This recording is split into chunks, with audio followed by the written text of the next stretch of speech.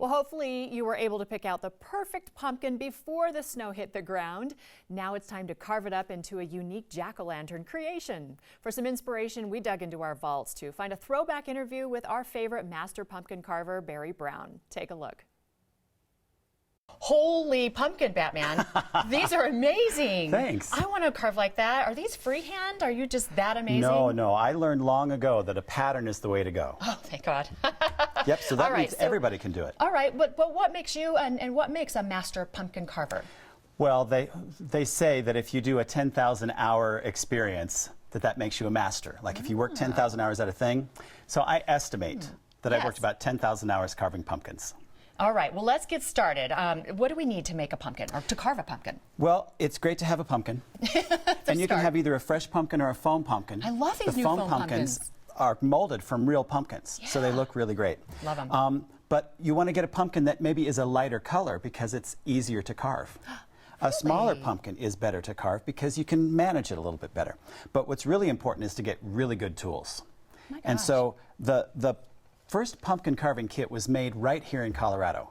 Okay. So the very first starter, yeah. Okay. And the man who made it said, you know what, I want to make the kit that I wanted to use. And so he made these tools, which are the ones that I use, and I use for my carving parties that I do around town these days. Okay. So these are really great tools. These saws, the scoop is amazing. I'll show you how to do that. And the transfer tool, it makes it really great. All right, let's get into it. Let's start carving this baby. So this is the Bronco logo? I already have the pattern on there, but I haven't opened the pumpkin yet. Right. I say open the pumpkin from the bottom. Okay. Because it preserves the top. There's no lid, there's no falling in, there's no dehydration. So I want to carve from the bottom. And normally we would carve in our laps. So I'm just going to try to practice it like this. Okay. But what I want you to do is to use the big saw and poke it straight in. Now, if I was holding it up like this, that would be straight. Yeah. Okay. Gotcha. And so I want to saw straight up and down, just like a jigsaw or a sewing machine. And here's the job. Don't try. Right. It's as easy Wouldn't as that be great if it was your job? Don't try. Don't try to move forward, but the really important thing is to go up and down. So I'm going to kind of motor through this because I can kind of carve a little bit fast.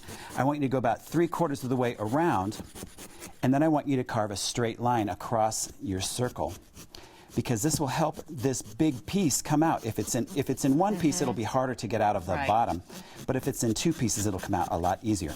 There you go. Look how easy that was. Yeah, and in two pieces, it comes out easy. So then it's the scooper. Okay. This scooper is amazing because it fits right inside the pumpkin, and you can really do a good job. Some people don't like to put their hands in a pumpkin, they don't. So you can wear one of those rubber gloves. But this scoop will take everything out. Now, do you like the seeds? Yeah, I do like the seeds. I want you to take the seeds out first. You bring your hand in there and you scoop around like this because the strings are attached to the pumpkin. Yeah. The seeds pop off and you just come out with handfuls of seeds. So you really use the scoop to make that happen after you put the seeds out. Okay. So we're going to skip that part and go to transferring. Well, actually, we're going to skip to the part where we actually see the pumpkin. Okay. Yeah. We're going to skip to that part. Look at that picture. That's this pattern, correct? It's on that similar, pumpkin? yes. Similar? So that is what this would look like when you use these tools to carve on this pumpkin with a pattern that you probably printed out just from the internet, right? I did. There are so many patterns that you can get from the internet. And what's important is when you're carving with yourself, or especially with kids, you want to use patterns that are more simple. Yes. Because then you can be more successful, and that's the point. We were talking earlier about your kids carving. Yeah. It's like, here, Mom, finish this up. I like to teach parents how to teach kids how to carve. You know, that's a great idea because you end up doing all the work and you want the kids to have fun and be engaged. Yeah, and then they get the pride of finishing. Yeah. No, there is a pride factor to this. So, all right, so what are you going to do so now? What's we just have about a is, minute before but you are going to come back. Yep. Okay. Again, you want to have the part that you're carving straight up and down. I call it the North Pole of the pumpkin. So don't try and do it this way. Don't set it in front of you and poke at it. You can hold this on your lap. Okay. And then when the saws are used straight up and down, they're strong, but when they're sideways, they're bendy. Oh, so it's important to go straight up and down. Okay. So if you're going in the North Pole, you know, like the very top of the pumpkin, you're going straight up and down like that. If my pattern part is over here, I'm going to turn that and go straight up and down. Okay. So that's kind of what happens. We're gonna let you across the pumpkin. And now the lights are low, but you have one more tip for us before we see this beautiful artwork. You want to, after you transfer your pattern with the little transfer holes, you want to rub flour into your transfer holes, and that brightens them up. It turns them white.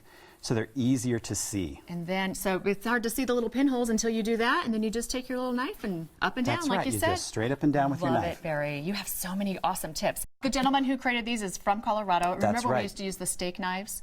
You know, Oh like boy, just my heart sticking goes it- fast. Like, nope, these saws are the way to go because they're a lot safer than a great. knife. Thank you so much. We appreciate it. Beautiful, beautiful work. For more creative inspiration on carving your jack-o'-lantern, log on to barrybrowncreative.com. Barry's all finished with his pumpkin carving classes, but you can find details on his gingerbread designing classes in December on his website.